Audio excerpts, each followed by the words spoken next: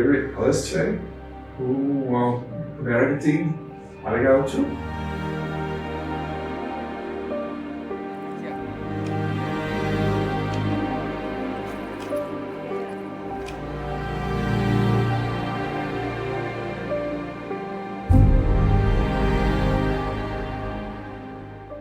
ખરેખર મને ખબર નથી, પણ મને આદિવાસી સંસ્કૃતિ બહુ ગમે છે.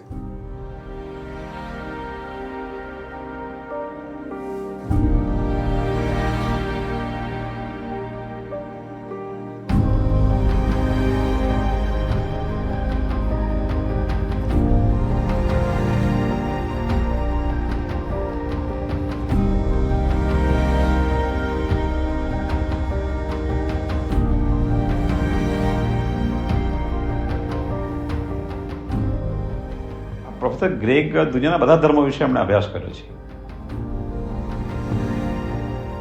આદિવાસી ધર્મની વાત કરો ત્યારે મુક્ત હોવું, તો તે એમણે ધર્મનો એક અલગ ખ્યાલ, અલગ વિચાર ગ્રેગને મળ્યો છે. અને એમાં આદિવાસી આ ગાયણા છે બળવાઓના, પિઠોરો છે. પિઠોરો જે છે એક આખું પ્રાકૃતિક પિક્ટોરિયલ લિપિમાં એક લખાણ છે આદિવાસી માન્યતાઓનું, આદિવાસી ઇતિહાસનું, આદિવાસીની આસપાસ જે દુનિયા છે અને આદિવાસી કેવી રીતના જુએ છે એ લખાણ છે. તો એને પણ એમણે એક અલગ રીતના પરિભાષિત કરવાનો પ્રયત્ન કર્યો, ડિફાઇન કરવાનો પ્રયત્ન કર્યો. તો એમને દેખાયું કે દુનિયા જ્યાં જવા માંગે છે ધર્મના માધ્યમથી, ત્યાં આદિવાસી છે.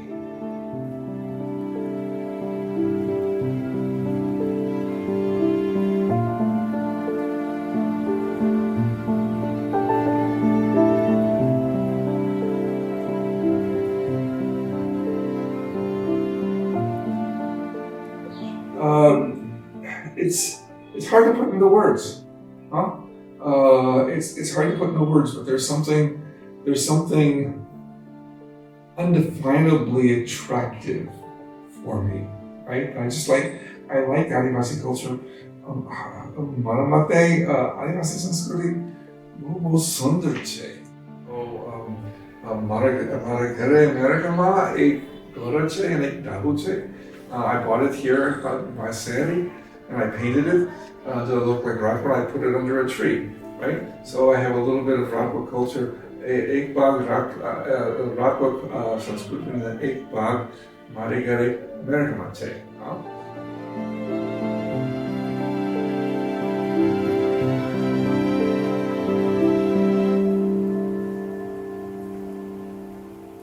કેટલાક સમય પહેલા 1930ના દાયકામાં, 40ના દાયકામાં, એના પછી કન્ટિન્યુઅસ અહીંયા એક વેરિયર એલ્વિન નામના એક એન્થ્રોપોલોજિસ્ટ હતા, ઓક્સફર્ડ યુનિવર્સિટીમાંથી આવ્યા હતા. અને એમણે અહીંયા આવીને મધ્યપ્રદેશમાં બૈગા જાતિ, ગોંડ જાતિ, ઓરિસ્સામાં, નોર્થ ઇસ્ટમાં એમણે જે સંશોધન કર્યા હતા, આદિવાસી માન્યતાઓને બહાર લાવ્યા હતા, એના ઇતિહાસને, એના સાહિત્યને, એને કલાને, એ જ પ્રકારનું એક અલગ લેવલનું કામ પ્રોફેસર ગ્રેગ અહીંયા છોટાઉદેપુરમાં આદિવાસી સમાજના માન્યતા, ધર્મ એના વિશે કરી રહ્યા છે. And in 2009 or 10 we met in Tejgarh personally, and then we continue meeting after that.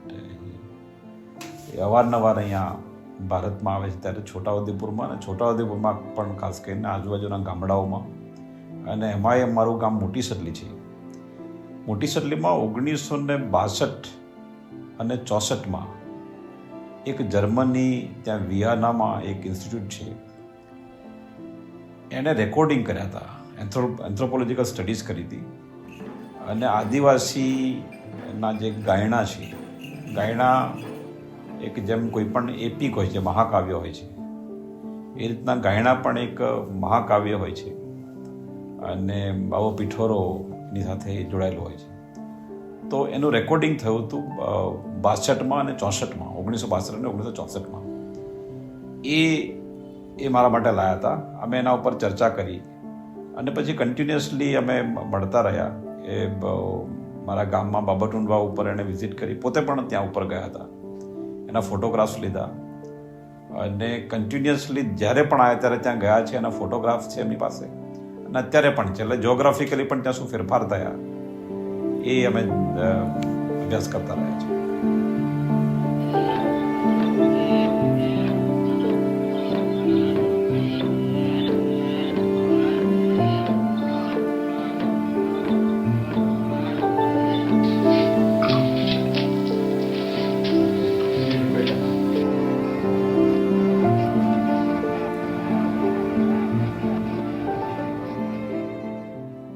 મારું નામ દશરથભાઈ સનિયાભાઈ રાઠવા છે. એમ મારું ગામ કોચવડ છે અને અહીંયા આગળ હું ડોન બોસ્કો સંસ્થાની અંદર શિક્ષણનું કાર્ય કરી રહ્યો છું. અને એ રીતે ગ્રેગ સાહેબની સાથે મારી મુલાકાત થઈ અને મને ઈસાઈ સાહેબે એમ કીધું કે એક ભાઈ આવ્યા છે અમેરિકાથી, અને એ વખતે આઈ થિંક હું કોલેજમાં અભ્યાસ કરતો હતો. તો સુભાષ સરના કોન્ટેક્ટથી એના કોન્ટેક્ટમાં આવ્યો અને એમને મને કીધું કે ભાઈ ગ્રેગ સાહેબ આપણે ગામડામાં જે આદિવાસી સંસ્કૃતિ છે એ સંસ્કૃતિના સ્ટડી માટે આવ્યો છે, પણ એના માટે એને લેંગ્વેજ પ્રોબ્લેમ હતો.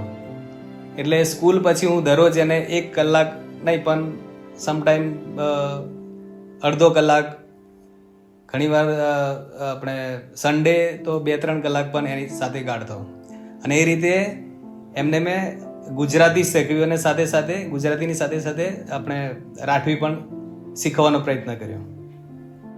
એમ કહેવા જોઈએ તો ઇઝ ધ ગ્રેટ મેન આપણે સંસ્કૃતિ વિશેનો અભ્યાસ કરવા માટે એમ કહે તો. અને હવે એની પાસેથી આપણે ઘણું બધું શીખી શકાય કે આ વ્યક્તિ ગુજરાતી અને રાઠવી ન જાણવા હોવા છતાં પણ ગામમાં જાય એટલે એ ગુજરાતી અને રાઠવી બોલવાનો પણ પ્રયત્ન કરે, જેથી કરીને એને એમ કે હું લોકો સાથે વાત કરું ગુજરાતી કે રાઠવીમાં તો એને એવું ઓકવર્ડ ના લાગે કે ના આ માણસ કંઈ અલગ પ્રકારનો છે ના, બરાબર. એટલે એ શું કહે છે કે ગામની સાથે જેવા લોકો છે એવા બનવાનો પ્રયત્ન કરે છે, બરાબર. અને એ જે વસ્તુ છે એ મને બહુ ગમે એમનામાં. પ્રોફેસર ગ્રેગ એક ખૂબ જ ઊંચા પ્રકારના એક સંશોધક છે. દરેક વસ્તુને ખૂબ બારીકાઈથી ડેપ્થથી જોતા હોય છે અને એમના સંશોધનના ભાગરૂપે એમણે ધર્મો વિશેનું સંશોધન, દુનિયાના અલગ અલગ ધર્મો વિશે અભ્યાસ કર્યો છે. એમાં પણ એમને આદિવાસી ધર્મ છે એના વિશે ખૂબ રસ પડ્યો.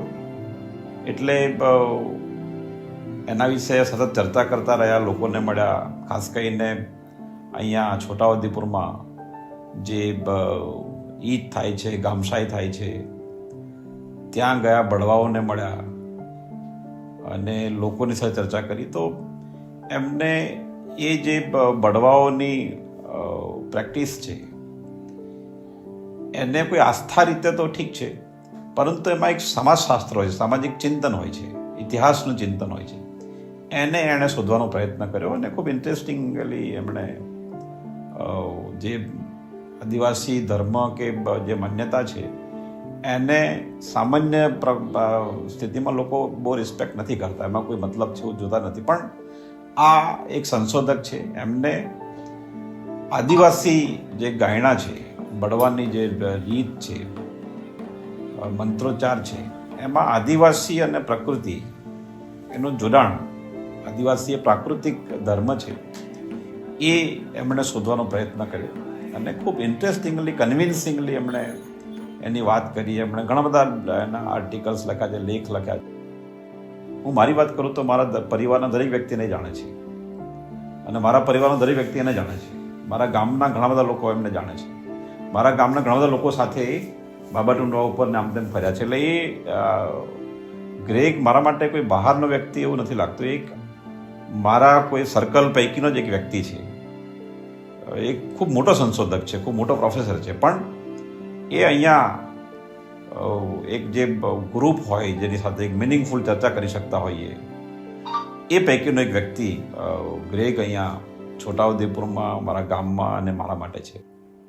જ્યારે એકવાર મેં એમને વાગસ્થળે લઈ ગયો હતો અને લગભગ 2009 પછીના વર્ષોમાં હશે, અને એને મેં વાગસ્થળે ઉપર ચડાવ્યો હતો. તો જે રસ્તો જે સ્લોપ આવે છે ત્યાં આગળ થોડું આમ रुकावट आई. मैं કીધું Greg don't worry, I am pushing behind you. So I was just pushing and he was just climbing. હવે ઇમેજિન કરો કે આટલી એજમાં, બરાબર, આપણે તો હવે બીજા આટલી એજમાં પણ આપણે ના ચડી શકતા હોય, પણ આ માણસની તમે પેલી એન્થુઝિયાઝમ જુઓ, બરાબર, એમની ધગસ જુઓ કે નહીં મારે ચડવું છે, તો ભલે, બરાબર, એને પુશ કર્યું પણ એ ચડી શક્યો ત્યાં. પ્રોફેસર ગ્રેગના પત્ની ગયા વર્ષે એમનું ડેથ થયું. એ પહેલાં થોડો સમય ખૂબ બીમાર રહ્યા. એ બીમાર હતા ત્યારે પણ એમને ભારતમાં છોટાઉદેપુરમાં અહીંયા આવવાનું નક્કી હતું, તો એમની ત્યાં વ્યવસ્થા કરીને અહીંયા આવ્યા અને એમને જે દર વર્ષે જ આવે છે એ કામ એમણે કર્યું. અને એટલા માટે કર્યું કે એમને એવું લાગે છે કે અહીંયા જે કામ કરે છે એનાથી દુનિયાને એક અલ્ટરનેટ થિંકિંગ આપી શકાય છે. અને એ અહીંયા છોટાઉદેપુરમાં, ગુજરાતમાં, દેશના આદિવાસીઓ પાસેનો જે થિંકિંગ છે દુનિયા વ્યવસ્થિત જાણે એ માટે એ કામ કરે છે. એક આટલા ઊંચા ગજાનો સંશોધક, પ્રોફેસર, એને આદિવાસી માન્યતા, આદિવાસી જીવન પદ્ધતિમાં કોઈ અર્થ દેખાય છે, તો એનું તો દરેકને, મને પોતાને, બીજાને, ઘણા બધાને ગૌરવ હોવું જોઈએ. In the United States, people who study religions know about Hinduism and Islam and Jainism and Sikhism and the Parsis and so on. And there's a lot of interest in Muslim culture. There's a lot of interest in Dalit culture and so on. But people in the United States who study religions, there's a lot of interest in India and South Asia, Nepal and so on. But people have ignored Adivasi culture. And that's a shame. The indigenous religions, indigenous people are a really popular topic in the United States. But to look at what people say about indigenous religion, you would think that our religions, you would think that the only indigenous people in the world lived in the Americas, Australia, New Zealand, and the Pacific Islands, right? Maybe Africa. There, the notion of what being indigenous is a little difficult in the African continent. But most people would not think of indigenous people, Adivasi people living in India. But more Adivasis live in India, more indigenous people live in India than anywhere else in the world. And they're just neglected. They're absolutely neglected. So, in one sense, that's my academic mission, right? My academic mission here in the last 20 years is to tell people that Adivasis exist, that Adivasi culture is worth looking at, that Adivasi culture is beautiful, right? That you should pay attention to it. When I first came here, I didn't really intend to do research on Adivasis. Ganesh Devi invited me to come look around, and I did. But after bringing students here and everything, I decided maybe I should actually do academic research on Adivasis since I'm an academic. So in some sense, my experience here is still governed not by my academic agenda, but simply by my personal agenda. Right? And I struggle to make the academic agenda fit, but as an academic, I somehow have to do that.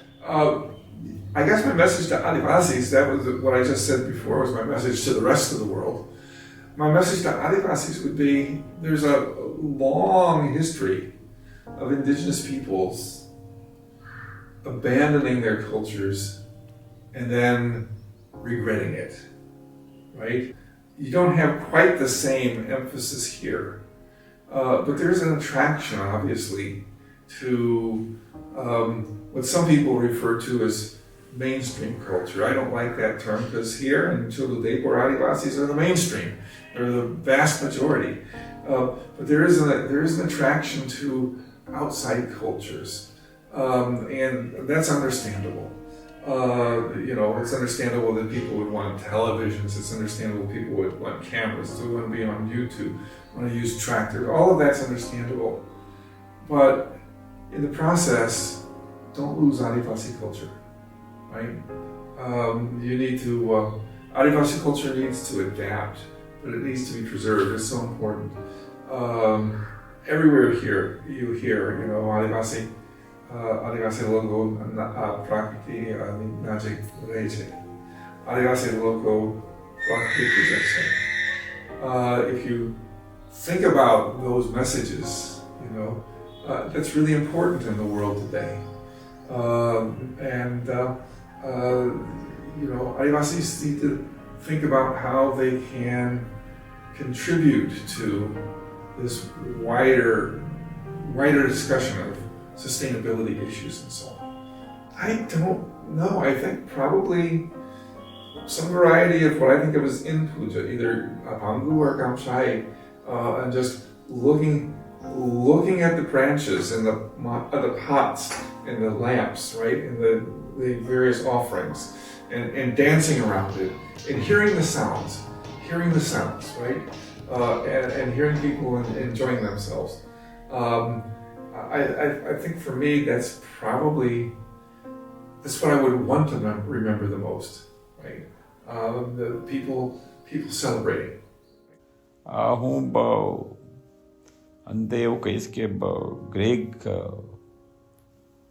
ખૂબ મોટું કામ કર્યું છે અહીંયા, ખૂબ સારું લખાણ કર્યું છે. દુનિયાને અહીંના છોટાઉદેપુરના આદિવાસી વિશે દુનિયાને એમણે જે વાત કરી છે એના માટે હું છોટાઉદેપુરના મારા સર્કલ વતી, આદિવાસી સમાજ વતી, ગુજરાતના આદિવાસી વતી, દેશના આદિવાસી વતી અને દુનિયાના આદિવાસીઓનો એક દ્રષ્ટિકોણ છે એ બધા વતી આપણે એમનો આભાર માનવો જોઈએ. અને ગ્રેગ ખૂબ મોટું કામ કર્યું છે. એનું જે 70 વર્ષની એમની ઉંમર થઈ છે એ તંદુરસ્ત રહે અને ફરી ઘણા વર્ષો સુધી અહીંયા આવતા રહે એવી હું એમને શુભેચ્છા પણ આપું છું અને એ મારી લાગણી પણ છે. For me, it's a real privilege to come to Chuludepur. And by Chuludepur, I don't mean Chuludepur town. I mean Chuludepur Taluka and also Kawan Taluka. It's really, since I've come here in 1998, it's changed my life, it's shaped my life. It's become a part of who I am. It's not my home, but it's also an area that feels very, very familiar. So when I get on the train at Pratapnagar to come here, it's like, wow.